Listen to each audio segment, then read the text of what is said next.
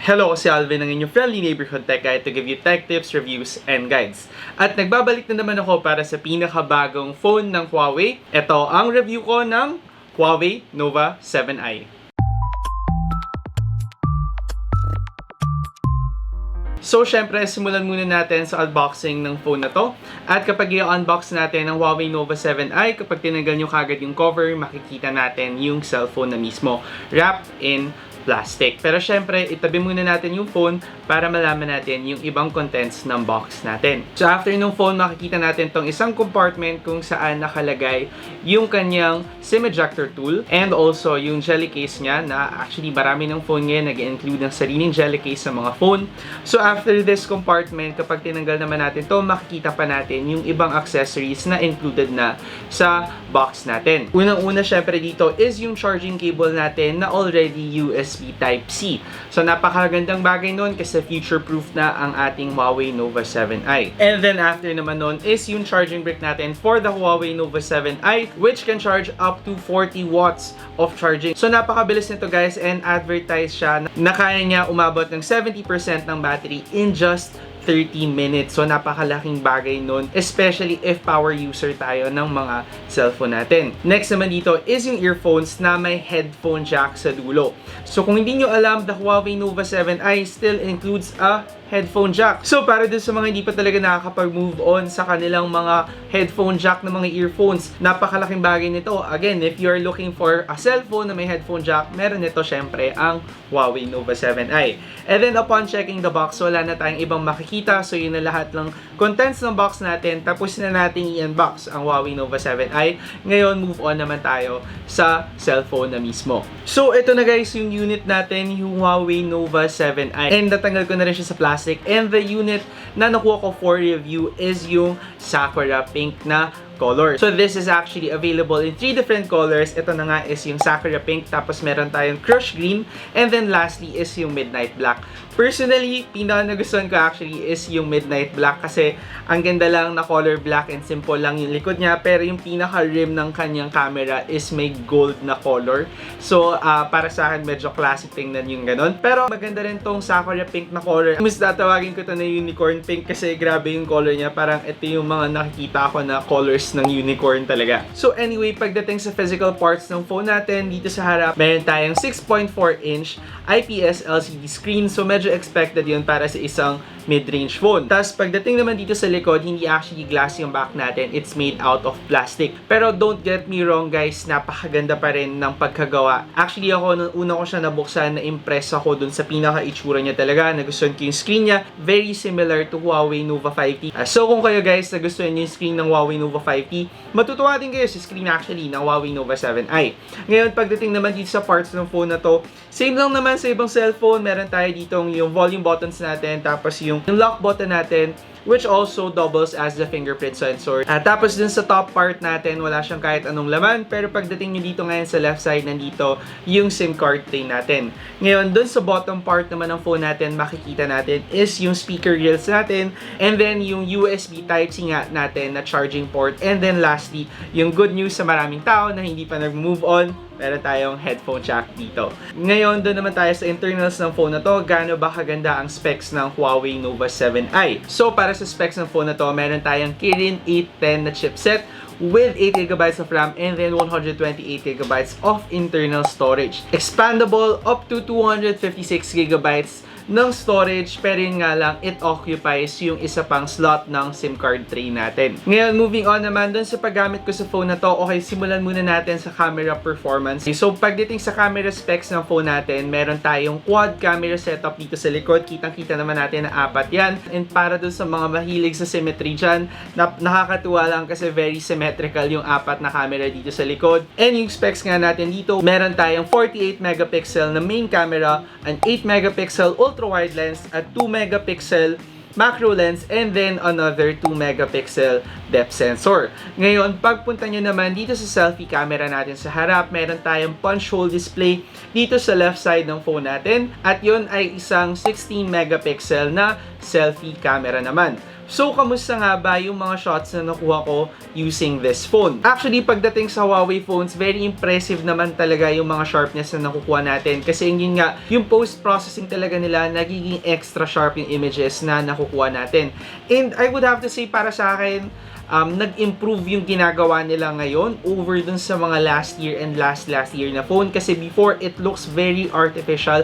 And for this phone, mas mukhang natural na yung nakukuha natin na images. Ngayon, dun sa colors naman, I like how the colors are very punchy pero hindi oversaturated. Again, before kasi yung saturation niya is not to my liking. Siguro sa ibang tao gusto nila yun, pero ako personally, mas prefer ko kung na medyo mas natural yung colors. And dito sa Huawei Nova 7i, ganon yung nakukuha ko na results.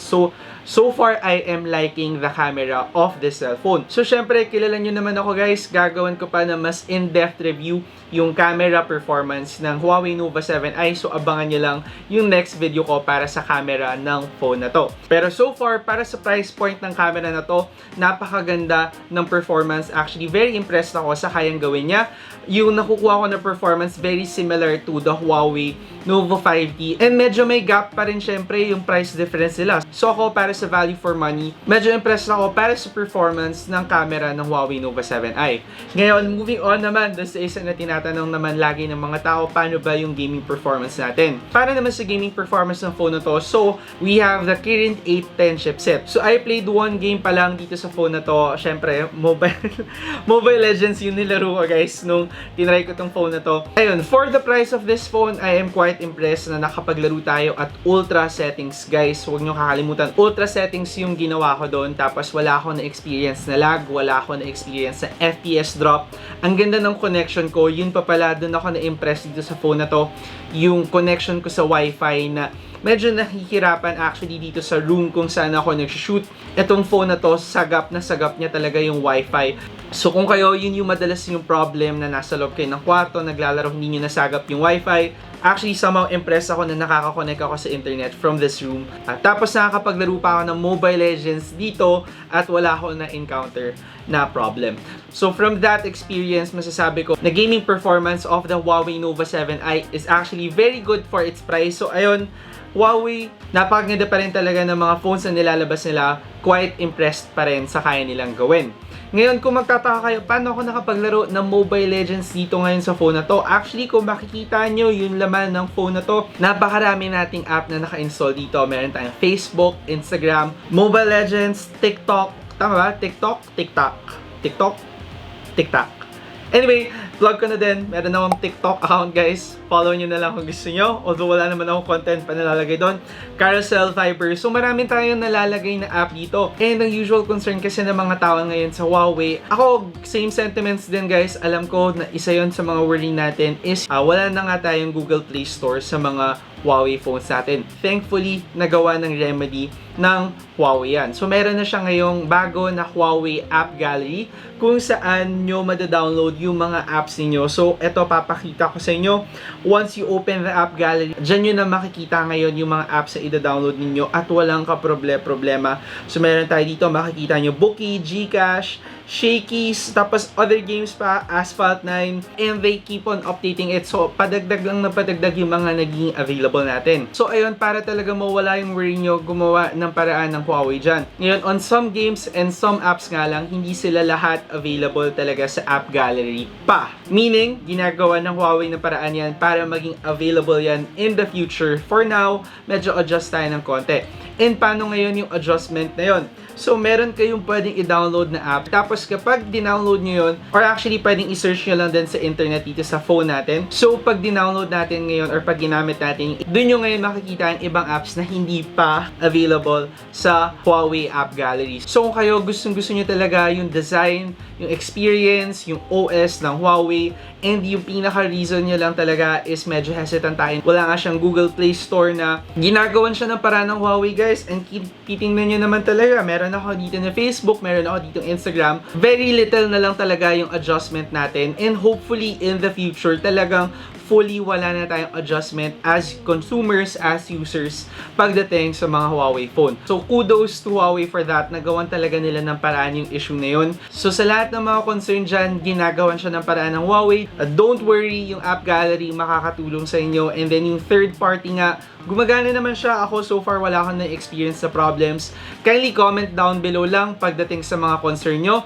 Pero guys, I have a few links down below na rin para pag kayo nag-purchase kayo ng Huawei phone or ng Huawei Nova 7i nga, yung mga apps, how to download na dyan sa baba. So ayun nga guys, pagdating sa camera and gaming review, so far, quite impressed with the capability of the Huawei Nova 7i. Kilala nyo naman ako guys, gagawan ko siya ng separate review para sa camera at saka sa gaming performance niya. So abangan nyo na lang yon by subscribing to my channel and click that subscribe button down below para talaga makita nyo yung next videos ko for the Huawei Nova 7i.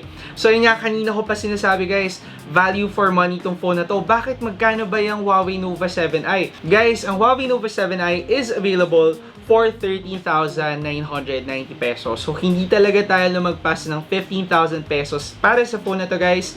13,990 lang siya. Truly, mid-range ang phone na to. Hindi siya umabot sa mga high-end na mid-ranger natin, mga 20,000, 18,000. Para sa phone na 13,990, para sa akin, very impressive yung kayang gawin ng Huawei Nova 7i. Hopefully, nakatulong sa inyo tong unboxing, review, and then instructions na din para sa app gallery ng Huawei Nova 7i. Again, if gusto nyo malaman yung gaming at saka camera performance ng phone na to, don't forget to subscribe by clicking the subscribe button down below and hit that bell icon so you get updated whenever I post videos. Ako si Alvin, ang inyong friendly neighborhood tech guy to give you tech tips, reviews, and guides. See you next time. Ingat!